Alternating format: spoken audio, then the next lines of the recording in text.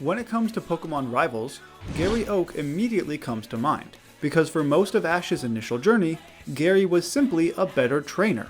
Gary from the town of Pallet, the #1 trainer! Which is why he should never have lost to Ash in the Silver Conference. To prove that, I made a ROM hack of Pokemon Soul Silver where you play as Gary, battle anime gym leaders, and follow his overall Johto journey. What's more, I'll even beat it as a Hardcore Nuzlocke, something that Ashy Boy could never do. The first major changes to this ROM hack are the sprites, as you can clearly see here. Ethan is a nobody compared to Gary anyway. After his embarrassing loss in Kanto, made worse by the fact that Ash got farther than he did in the Indigo Plateau Conference, Gary heads over to Johto to try and live down that shame. It turns out that Ash Ketchum, that loser kid from Pallet Town, followed me all the way from Kanto. Where'd Gary go? It seems my grandsons decided to head out west to enter the Johto League. Johto? I gotta do that too. I swear, this kid is obsessed with me or something.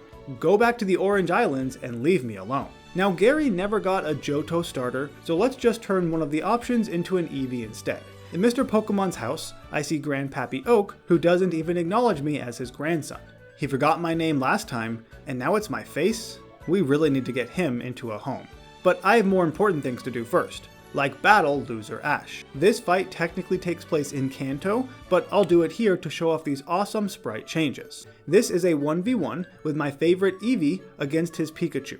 Now obviously I win because Gary was always the stronger trainer. Pika doesn't even hit favorite a single time.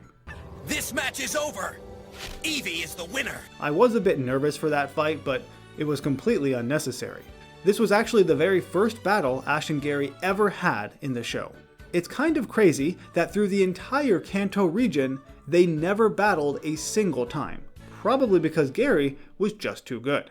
Anyway, back at Elm's lab, nothing has happened because the Thief Silver does not exist in the show. It's kind of weird, actually.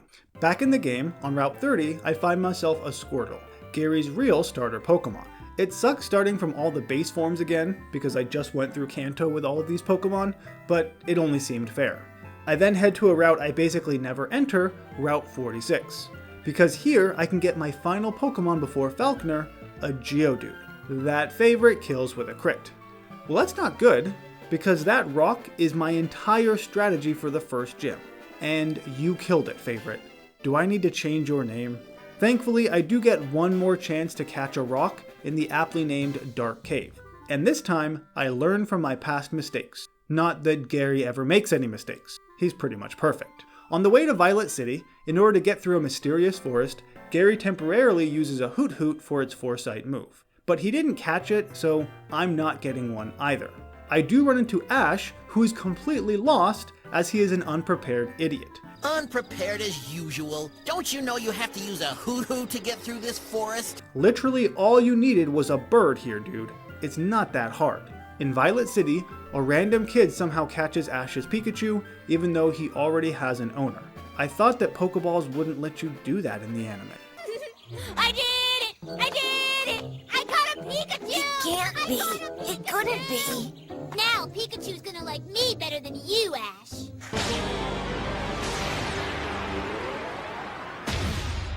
Hold on. If that didn't work, you must already belong to someone else, I think. Anyway, I meet up with Ash again here, but this guy can't even protect his own Pokemon, so he's not worthy of my time. But that's enough of that.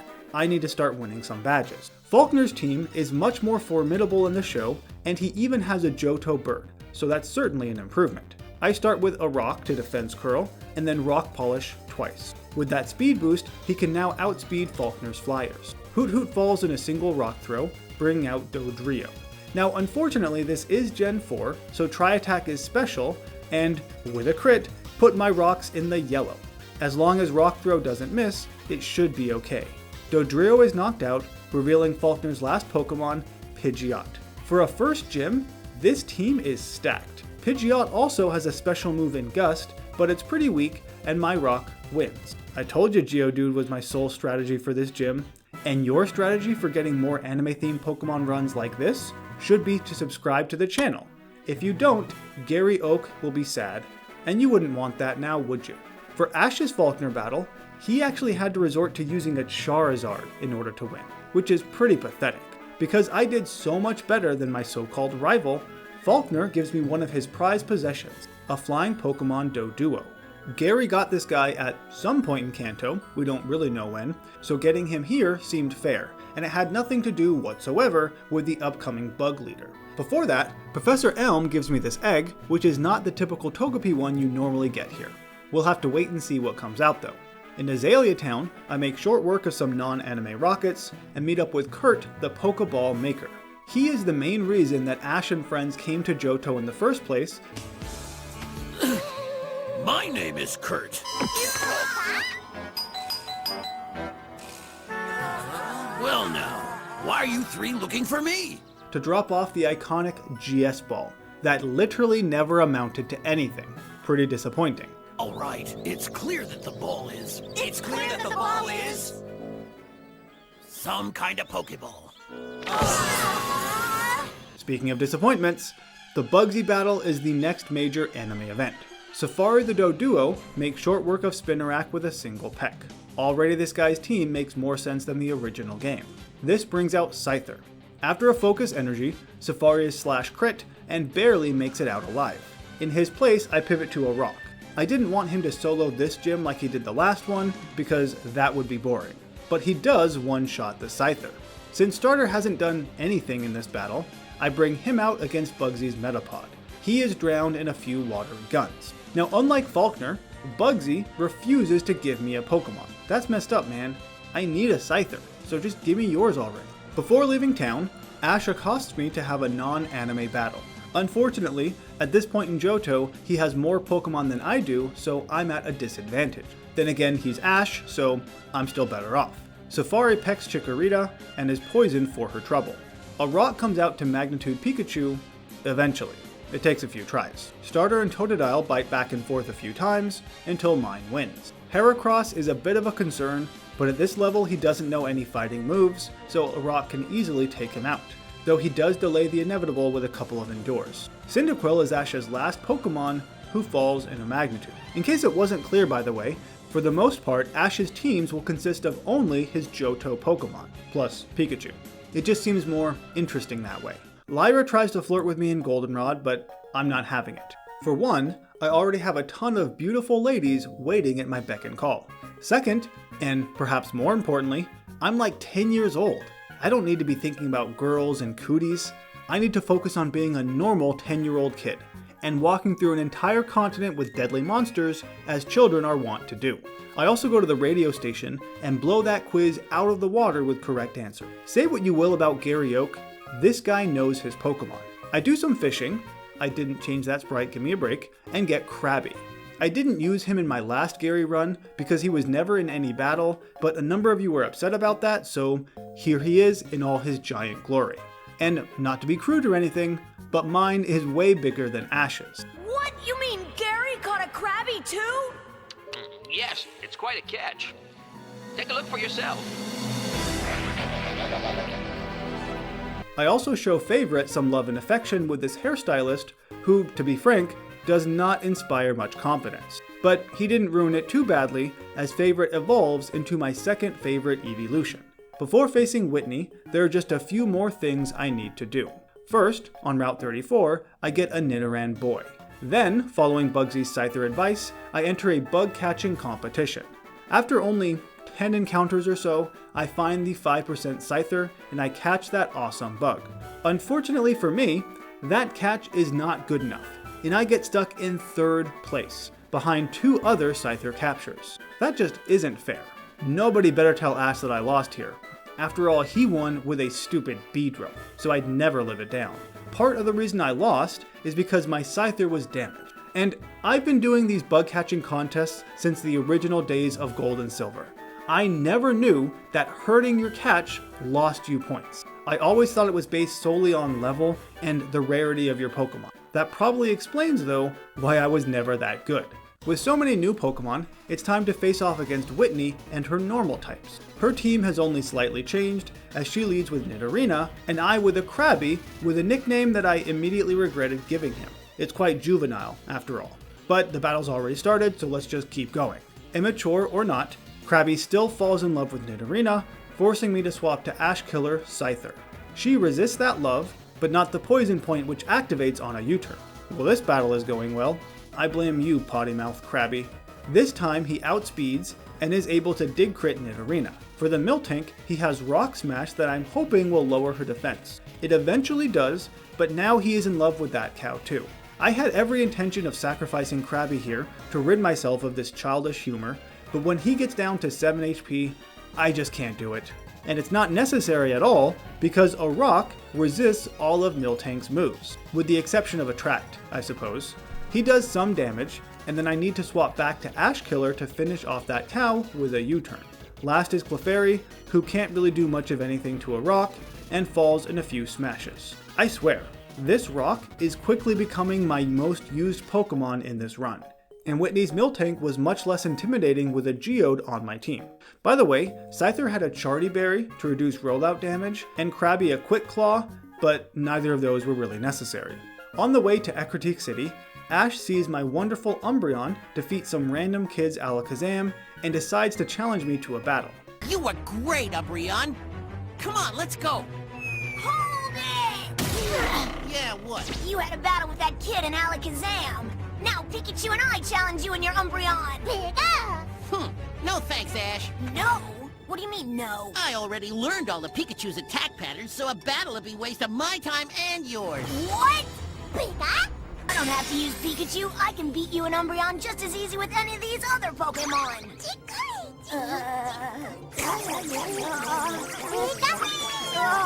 Sisik will stay here. How does he think he can win with Pokemon like that? I do admit though, he does an okay job defeating this metal giant Wobbuffet, so maybe he's not too bad.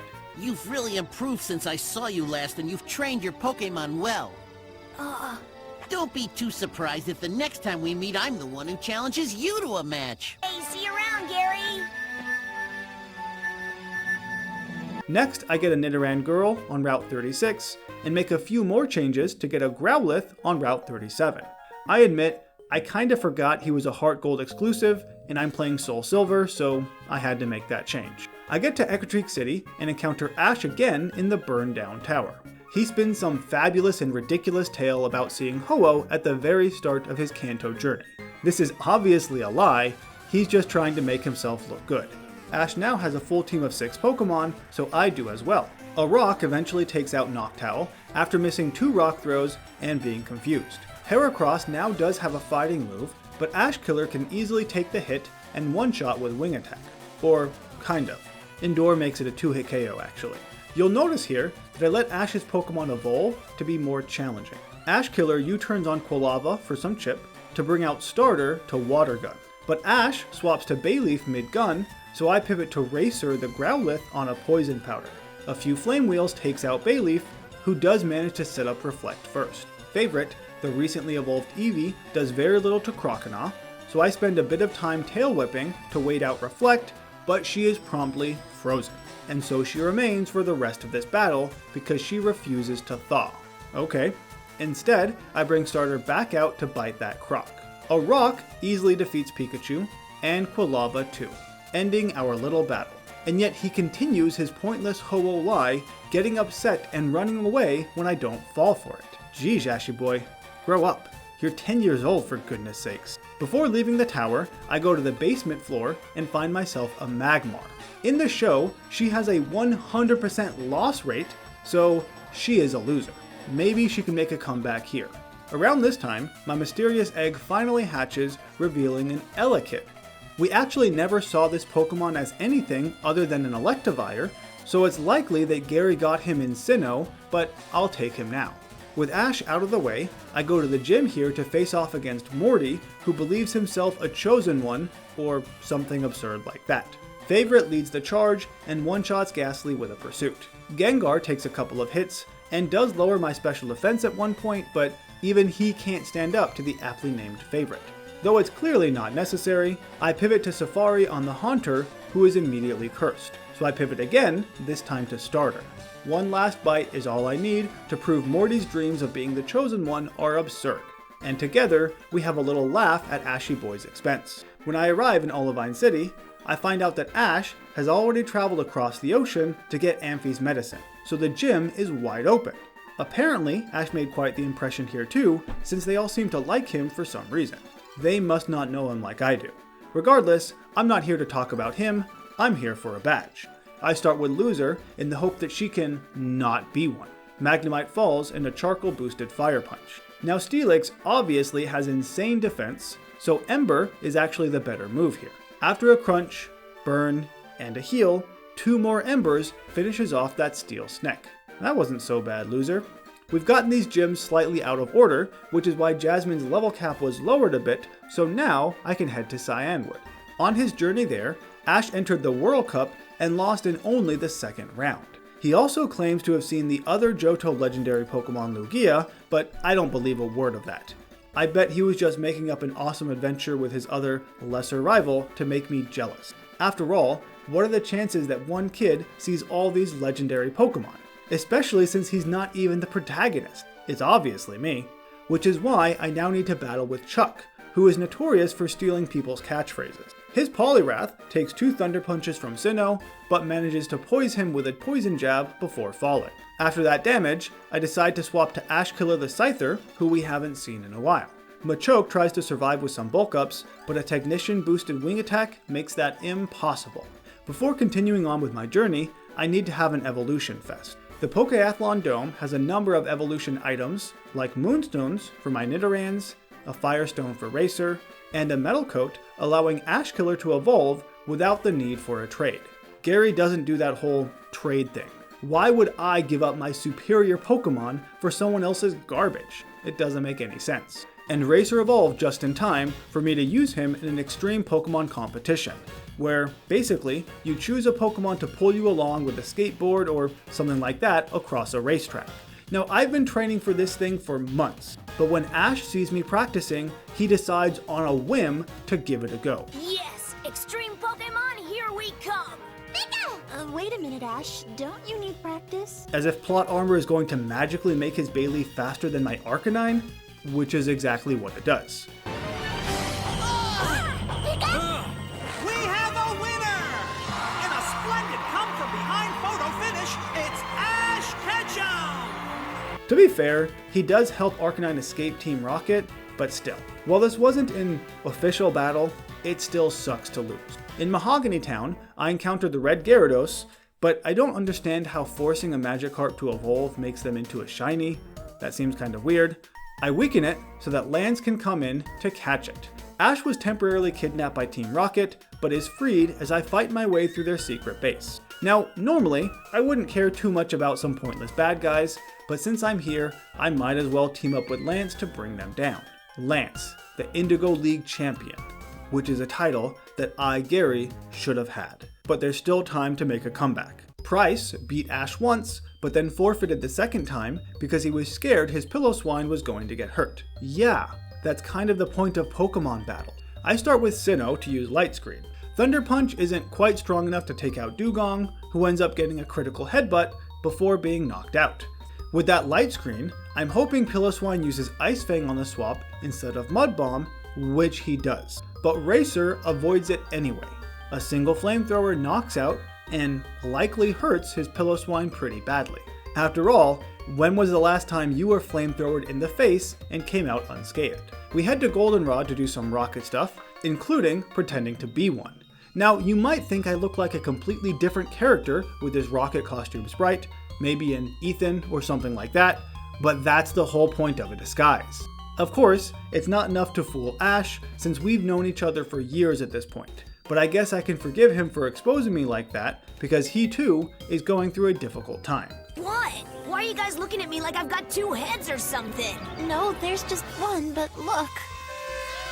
What? I'm a Pikachu? We meet up again in like 5 minutes, and this time we have a Pokemon battle. One of our last ones, actually. Sinnoh Thunder Punches Noctowl and uses Light Screen before swapping to Golem, the Nidoking. A single strength takes out Pika. This baits out Feraligatr, so Sinnoh comes back out to Thunder Punch yet again. Heracross Brick Breaks Ashkiller on the swap, and falls to a 4 times effective wing attack. All of his starter Pokemon have evolved now, but mine has not. Starter is about to defeat Typhlosion when Ash pivots to Meganium, so Racer flamethrowers the Leafy Dino, and then Typhlosion too falls at this HP. 30 episodes or so from now, we'll have our final battle in the Silver Conference. But if this one was any indication, it should be simple enough. As simple as defeating the rest of these Rocket. With that, we can head to the final gym and battle against Claire. Her Kingdra is a bit of an issue, but with a Silk Scarf to boost normal moves, Safari can do a decent chunk of damage with return.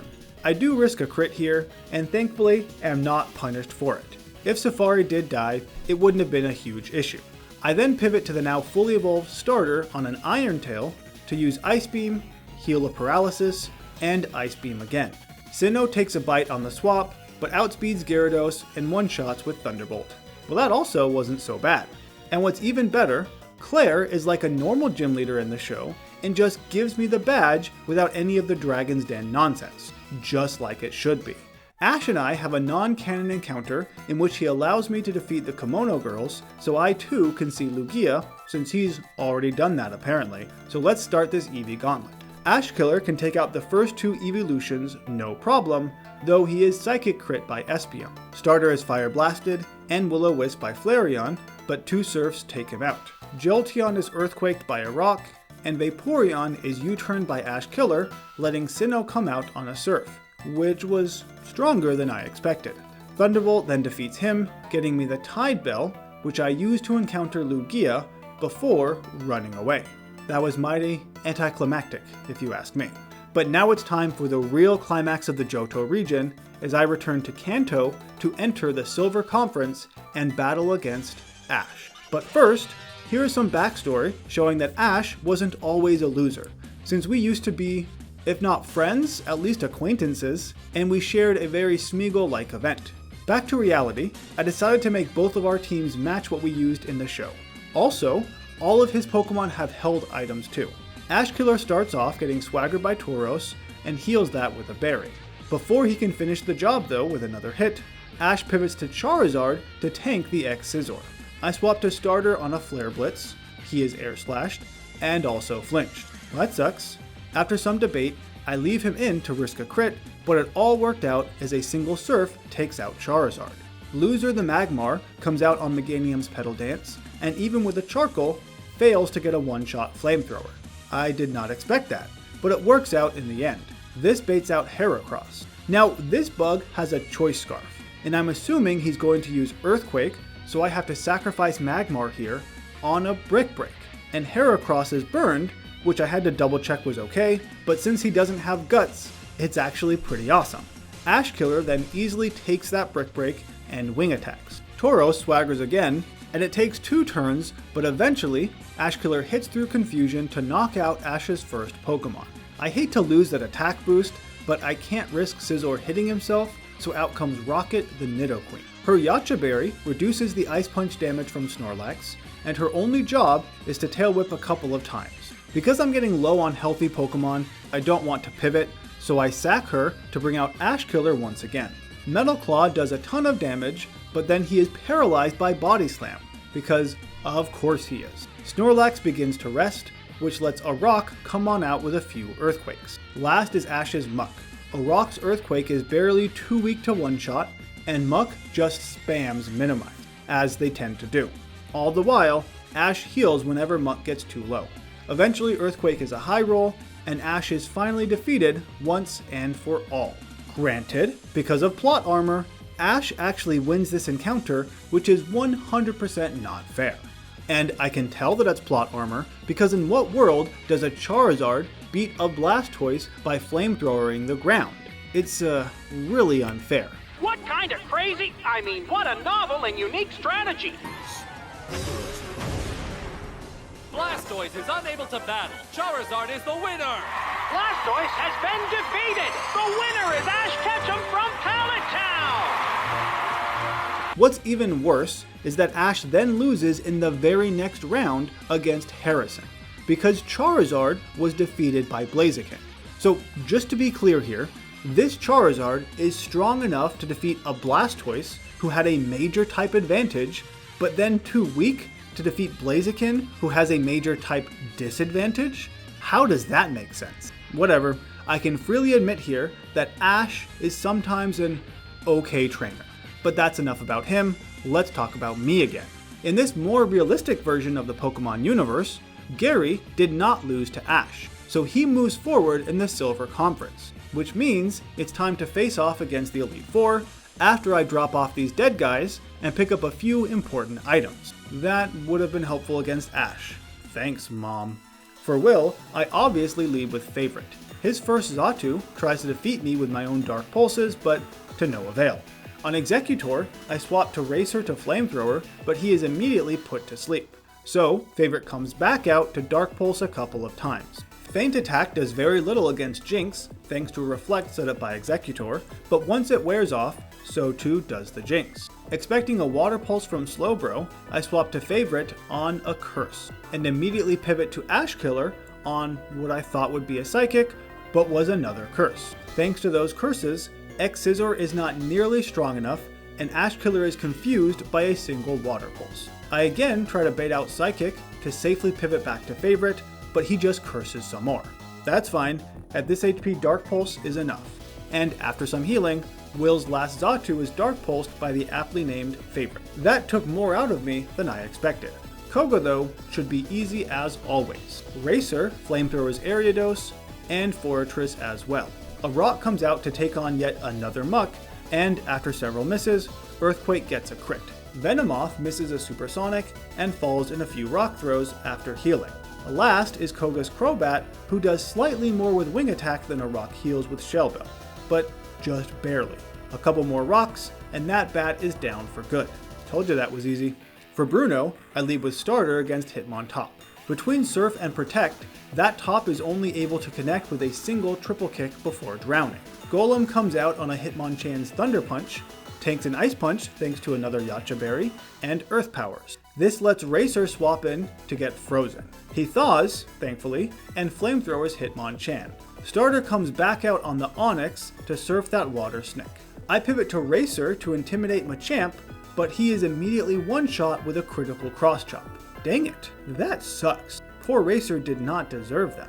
Machamp then falls into Wing Attacks, bringing out Bruno's last Pokemon, Hitmonlee. A Rock tanks the Blaze Kick really well, and the High Jump Kick too, thanks to a Chople Berry. A single Earthquake then takes him out.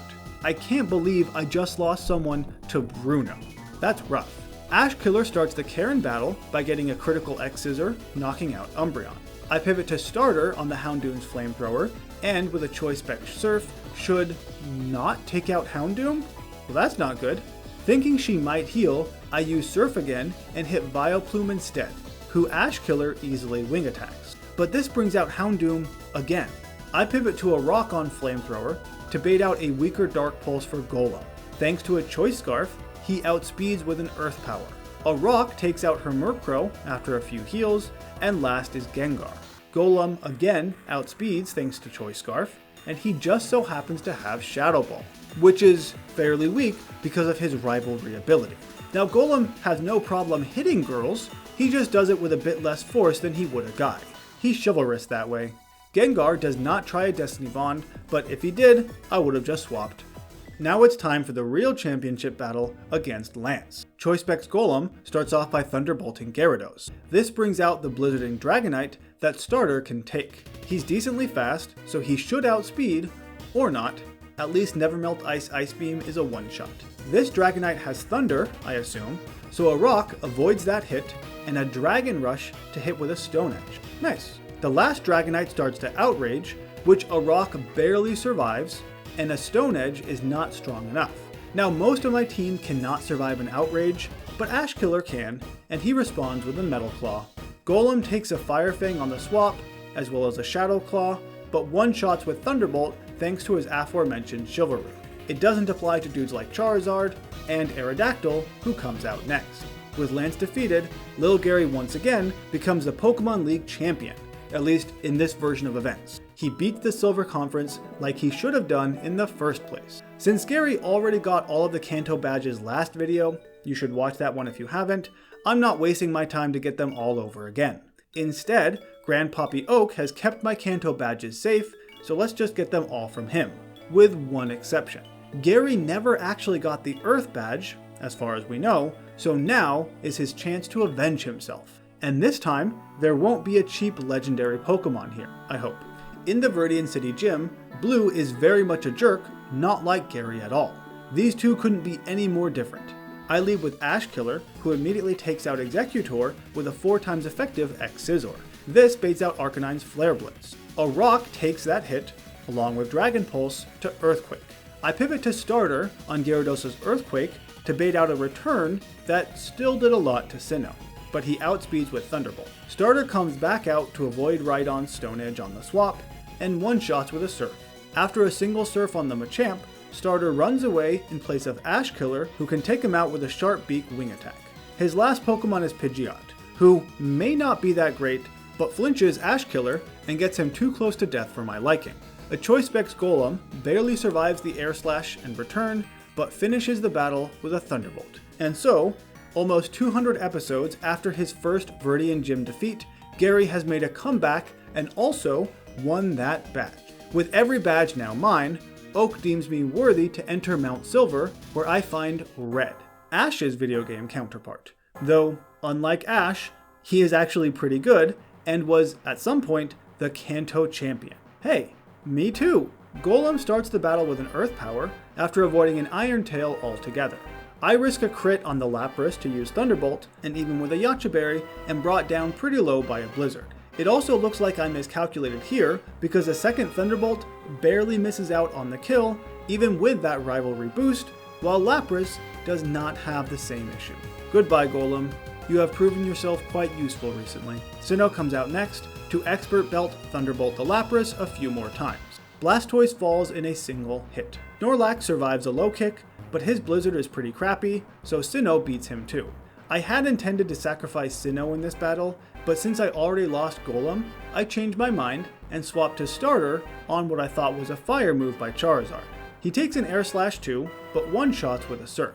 Last is Venusaur, who Ash Killer can easily take out in a couple of hits, if he wasn't put to sleep and actually woke up in a timely manner.